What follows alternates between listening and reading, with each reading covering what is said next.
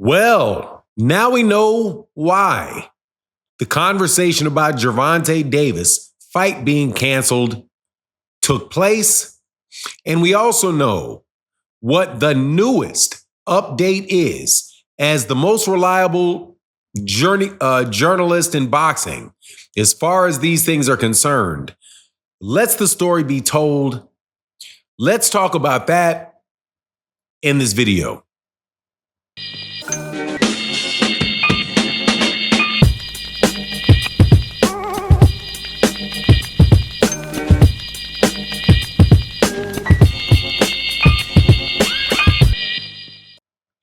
All right, welcome back to the channel. It's your boy Fanon.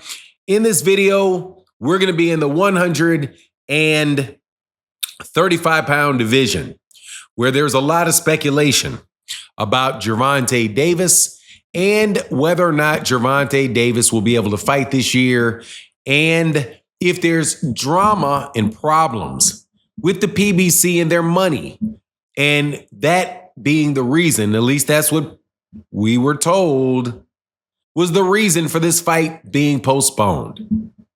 Now, before I get into it, if you're not subscribed, subscribe. If you like the channel, hit the like button, or you can support the channel by supporting in the super thanks, which is a little by the comment section, and a little $sign. Perfect way to support the channel if you feel like it, or support another channel. That's how YouTube content creators in large part are able to do the work that you enjoy. So let's move on with this and we can get this all out of the way. So Gervonta Davis, why would his fight be moving from December 14th to January? And why would his fight potentially be moving out of the city of Houston, Texas, and to another destination? Well, according to Salvador Rodriguez, who is a reporter out of Mexico from ESPN, and he is generally considered, and this shout out to my guy, Phenomenal Show, Big Noop, told me to keep an eye out for him. He said this a while ago, so I kept reading what Salvador Rodriguez had to say, and Phenomenal Show was right. This guy pretty much does not miss. So don't know why it is that he doesn't miss, but he's kind of like that guy that predicts the presidential outcomes that haven't missed one in 5 or 6 presidencies. This guy hits it on the head. So what did he say? He said that the reason that there's discussions about moving the fight to a January date is related to the venue, but specifically that the PBC is looking to move the fight to Washington, D.C. Let me repeat. The PBC wants to move the fight to Washington, D.C. Now, why is that important that they want to move the fight to Washington, D.C.? That is because Gervonta Davis is from Baltimore, Maryland. Baltimore, Maryland is no more than 30 minutes, 35 minutes, 40 minutes, somewhere around there. Drive, and you can take trains straight from Baltimore to D.C. in a very short amount of time. So you have 2 very large metropolitan areas, Baltimore and D.C., and a lot of boxing fans who are fans of Gervonta in both D.C. and Baltimore, Maryland, and pretty much all of Maryland. But also Lamont Roach is from Washington, D.C. So why would they want to do that? Well, if you use your common sense, you would know that the reason that they'd want to do it is so that they can fill out the arena and perhaps break an attendance record like they did the last fight that they had, which was that they had there, which was the fight between Gervonta Davis and Hector Garcia, which, by the way, did very well in their gate, broke the record at the Capital One Arena, also did well on pay-per-view, and was the lead into a huge pay-per-view that took place with Ryan Garcia. So in Vegas. So why wouldn't the PBC say, hey, maybe we shouldn't fight this in Vegas.